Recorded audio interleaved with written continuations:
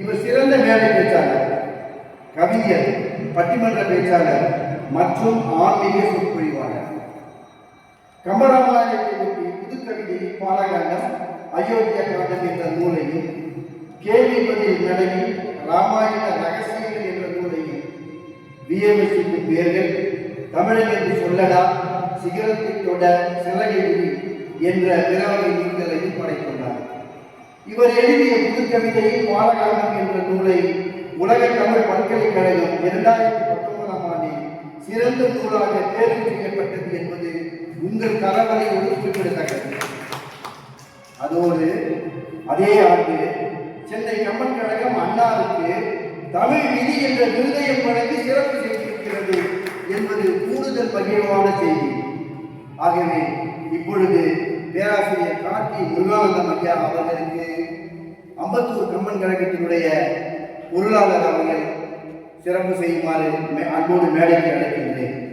ஐயா பல விஸ்வநாதன் அவர்கள் ஐயா அவர்களுக்கு சிறப்பு செய்கின்றார்.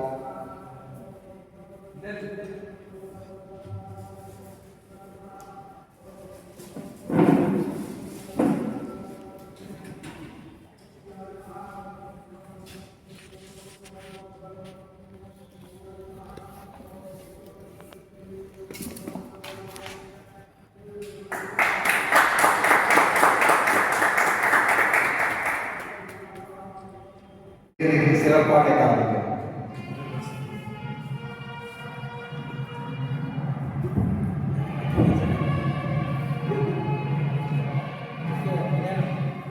உலகம் யாவும் தாமர வாசலும் இடைவெளித்தலும் நீங்களும் நீங்களாக அறையா விளையாடுடையாளர் தலைவர் உன்னவத்தே சரணாகவே. சிறப்பு வாய்ந்த அம்பத்தூர் கம்பன் கழகத்தில் இரண்டாவது முறையாக எனக்கு இந்த நல்லதொரு வாய்ப்பு ஏற்படுத்திய 2018ஆம் ஆண்டு இங்கே நான் தாயும் நல்லாம் என்கிற தலைப்பில் பேசினேன். மீண்டும் இப்படி ஒரு நல்ல வாய்ப்பை வழங்கிய அம்பத்தூர் கம்பன் கழகம் அதனுடைய நிறுவனர் ஐயா அவர்களுக்கும் தலைவர் ஐயா அவர்களுக்கும் அன்பார்ந்த செயலர் அவர்களுக்கும் இங்குள்ள அறிவார்ந்த சபையினர் நம்ம எல்லாம் சாதாரணமாக சொல்ல முடியாது. டஃப்பான கொஸ்டின் வினாத்தால், ரொம்ப கடினமான வினாத்தால் அதில் எல்லாரும் பாஸ் ஆகலாம். வினாத்தால் எளிமையாக இருந்து எல்லாம் பாஸ் ஆகிறது பெரிய விஷயம் கிடையாது. கஷ்டமான வினாத்தால் இவங்க விட சொல்கிறாங்க அப்படின்னா ரொம்ப இருக்கக்கூடியவர்கள் அனைவரும் எந்த தலைப்பு இருந்தாலும் வித்தவுட் ப்ரிப்பரேஷன் இது அரை பேசுவாங்க, அரை மணி நேரம் அதுக்கு வேலைக்கு பேசுவாங்க. அப்படிப்பட்ட வல்லமை நிறைந்த ஒரு அறிவார்ந்த சபை. ரெண்டாவது, இங்கே நான் ஆசிரியர் அப்படின்னு சொன்னாங்க. ஆசிரியருக்கு ஆசிரியர் அப்படின்னா எங்க செயலர் ஐயா ஆசிரியருக்கு ஆசிரியர். அதாவது ராமருக்கு என்ன சிறப்பு அப்படின்னாங்க, தசரதர் மகன் அப்படிங்கிறது அவருக்கு சிறப்பு கிடையாது, வசிட்டர் மாணவன் அப்படிங்கிறது அவருக்கு பெருமை. இது யார் சொல்றாங்க அப்படின்னா விஸ்வாமித்திரர் அந்த ஜனகத்தை சொல்றாங்க. அப்ப நாங்கெல்லாம் ஐயாவுடைய மாணவர்கள் அப்படின்னா பட்டிமன்ற பயிலரங்கம். அந்த பட்டிமன்ற பயிலரங்கத்தில் எங்களுக்கு கிட்டத்தட்ட 2 ஆண்டுகள் கிட்டத்தட்ட 20 பட்டிமன்றங்கள் எங்களுக்கு பேச வைத்து ஒவ்வொரு மாதமும் குறைந்தது 10 கம்பன் பாடல்களை நாம் மனப்பாடம் பண்ணி கிட்டத்தட்ட ஒரு 150 பாடல்களை மனப்பாடம் செய்த வைத்த இந்த சபை கம்பன் பாடலுக்கு நான் பரிபார்த்து என்னுடைய வணக்கத்தை தெரிவித்துக் கொள்கிறேன். அடுத்ததுங்க, இங்க நான் என்ன பேச போறேன் அப்படின்னா 30 நிமிஷம் தான். ஒரு சிறந்த பேச்சு அப்படின்னா அந்த டைமுக்குள்ள முடிச்சிடணும். அதுதான் ஒரு சிறந்த பேச்சு. அந்த வகையில் பேச்சு சிறப்பாக இருக்கும்னு நான் நினைக்கிறேன். ஊக்குவிப்பவர்கள் ஊக்குவித்தால் தேர்த்திருப்பவனும் தேர்த்திருப்பான்னு சொல்லுவாங்க. அது போல ஐயா தங்க ஆரோக்கியதாஸ் ஐயா எங்க போனாலும் நல்லா ஊக்குவிப்பார். அவர் தங்கம் மட்டும் இல்ல, நம் இதயத்தில் தங்கக்கூடியவர். அதனாலதான் அவர் தங்க எல்லா விஷயத்திலும் தங்கக்கூடியவர் தங்க ஆரோக்கியதாஸ் ஐயா. என்னுடைய தலைப்பு சீதையின் பிடிவாதம் அப்படின்னு பேச போறோம். நம்ம இதுல வேற என்னமோ போட்டிருந்தாங்களே, இந்த தலைப்பை மாற்றி பேசிப்பா. நான் இங்க பார்த்துங்க, ஒரு அழைப்புதல் இருந்தது, அதில் போன மாதம் அழைப்புதல் இருந்தது. என்னடா மாற்றிட்ட மாத்திட்டாங்க. அதுபோல இந்த தலைப்பை வந்து இவர் மாத்திட்டாரா, தப்பா படிச்சு முடிஞ்சிட்டாரா அப்படின்னு நீங்க நினைக்கலாம். சீதையின் பிடிவாதம் அப்படிங்கிறதும் சரி, இந்த தலைப்பு நாயக நீயே பற்றி நல்வழி போலும் அப்படிங்கக்கூடிய தலைப்பும் ரெண்டும் ஒரே இதுதான்.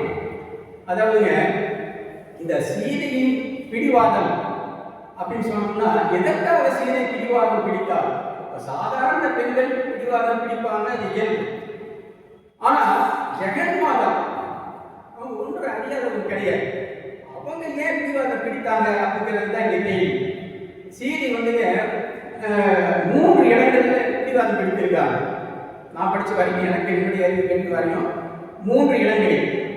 ஒன்று அயோத்தியா காண்டத்தில் அங்க ஒரு இடத்துல ஒரு பிடிவாதம், அப்புறம் ஆரண்ய காண்டத்தில் இந்த தலைப்பில் ஒரு பிடிவாதம், சுந்தர காண்டத்தில் அனுமன் கிட்ட ஒரு பிடிவாதம். 3 இடம்.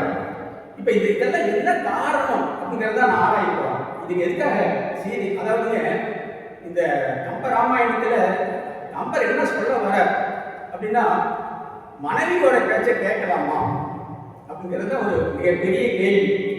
இங்க எத்தனையோ பேர் இருக்கோம், நாம எத்தனை பேர் மனைவி பேச்சை கேட்கிறோம் இல்லை அப்படிங்கிறது. இப்ப நான் எப்படின்னாங்க, மனைவி கிட்ட கேட்பேன் என்ன செய்யலாம்னு சொல்லிட்டு. அவங்க வந்துக்கிறாங்களா ஐயா? கேட்பேன், கேட்டுட்டு அவங்க சொல்றதுக்கு மாத்தி செய்யும். அப்ப கேட்கலாமா வேண்டாமா அப்படின்னா, மனைவியின் இங்க வந்துங்க கம்பராமாயணத்துல மனைவியின் பேச்சை கேட்டு கெட்டவர்கள் 2 பேர், மனைவியின் பேச்சை கேட்காமல் கெட்டவர்கள் 2 பேர். அப்ப மனைவியின் பேச்சை கேட்டாலும் தப்பு, கேட்கலினாலும் தப்பு. அப்ப என்ன செய்யறது? நாம ஒரு பெரிய வினா. அதாவது கேட்டு கெட்டவர்கள் யார் அப்படின்னா, தசரதர், ராமர் கேட்டு கெட்டார். கேட்காமல் கெட்டவர்கள் யார் அப்படின்னா, வாலியும் ராவணனும் கேட்காமல் கெட்டார்கள். அப்ப மனைவியின் பேச்சு கேட்கலாமா அப்படின்னா, எப்பெல்லாம் கேட்கணுமோ அப்பெல்லாம் கேட்கணும். வேதம் சொல்லுதா? வேதமே அதான் சொல்லுது. மனைவியின் பேச்சு எப்ப கேட்கணும், அவங்க என்ன சொல்றாங்கிறத வச்சு இருக்கு. அந்த விதத்துல நான் மனைவியின் பேச்சு நிறைய கேட்பாங்க, நல்லா அறிவுள்ள பயனுள்ள தகவலை சொல்லுவாங்க. ஆக நிறைய நல்ல ஆலோசனைகள் எல்லாம் கொடுப்பாங்க. அந்த வாசகம் தான் நான் முதல்ல சொன்னது ஒரு நகைச்சுவைக்காக சொன்னேன். அதை வந்து ஒரு மறந்துடணும் நாம. இப்ப நான் 2 பிடிவாதம் 3 பிடிவாதம் சொன்னேன், அது மட்டும் சுருக்கமாக சொல்லிடுறேன். இதுக்கு என்ன காரணம் அப்படின்றதையும் நான் சொல்ல போகிறேன்.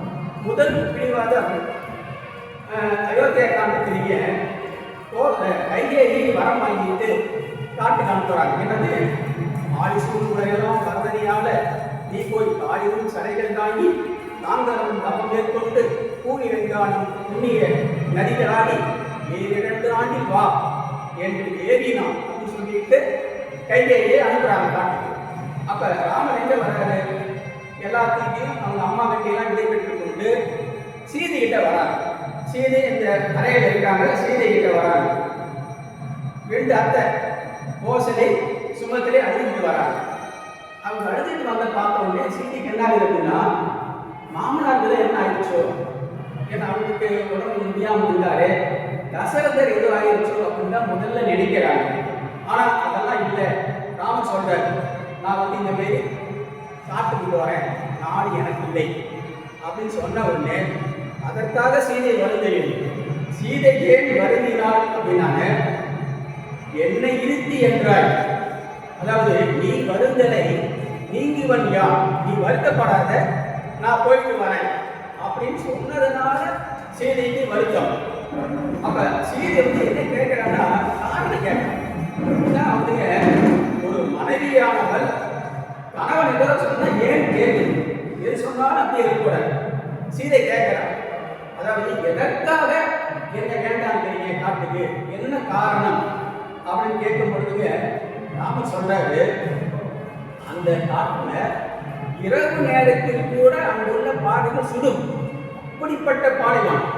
அதாவது மறைக்கின் உருக்கு போல் பல் சுடும், பகல்ல சுடும் பாடுவான் அந்த காட்டுல, இரவில் கூட சுடுமா, அப்படிப்பட்ட ஒரு காடு. அதில் வந்தீங்கன்னா உங்களுடைய அந்த சீரடியில் நாம் மென்மையான பாதம் உனக்கு தாங்காது என்று ராமர் சொல்றார். அதாவதுங்க சிலப்பதிகாரத்தில் வண்ணச்சீரடி மண்மகள் அப்படின்னு சொல்லுவாங்க. அது போல இதே இதுலயே காட்டுக்கு வரும்பொழுது கூட காட்டுக்கு வராங்க, அங்க ஒரு காட்சி. அந்த காட்சி என்ன அப்படின்னாங்க, மரங்கள் அப்படியே இந்த பூக்களை கீழே அப்படியே தூவுது, காத்தடிக்குது, மரங்கள் வந்து பூக்கள் விழுகிறது. அப்ப ராமர் என்ன சொல்றாருன்னா, சீதே நீங்க பாரு, இந்த மரம் பூக்களை போட்டு உனக்கு வந்து ஒரு மெத்தை போல வைக்கிறது அப்படின்னு சொன்னார். இதைதான் வாலிபர் வந்து சினிமா ஒரு படத்துலீங்க உலகம் சுற்றும் வாலிபன் அப்படிங்கிற படத்துல தத்தை போல காவும் பாவை பாவம் என்று மெத்தை போல வீசும் காட்டும் அப்படிங்கிற ஒரு பாட்டை பாடுவார். அப்ப இங்க கேட்கிற ஒரு பிடிவாதம், சீதையோடைய முதல் பிடிவாதம் என்னன்னா, நான் காட்டுக்கு வருவேன் அப்படின்னு சொல்றாங்க. ஏன் காட்டுக்கு வராங்க அப்படின்னா அதுக்கு என்ன காரணம் அப்படின்னாங்க, சீதைக்கு ராமர் யார், அவதார நோக்கம் என்ன அப்படிங்கிறது சீதைக்கு தெரியும். அந்த அவதார நோக்கம் எப்படின்னாங்க சீதையே சொல்றான். எங்க அப்படின்னா சுந்தரகாண்டத்துல ஆஞ்சநேயர் கிட்ட சொல்றாங்க. அதாவது ராமர் யார் அப்படிங்கிறத சீதையை சொல்றான். வாராது ஒளியால் எழும் வன்மையினால் 1000 கோடி இடருக்கு உடையை தீரா ஒரு நாள் வழி சேவகனே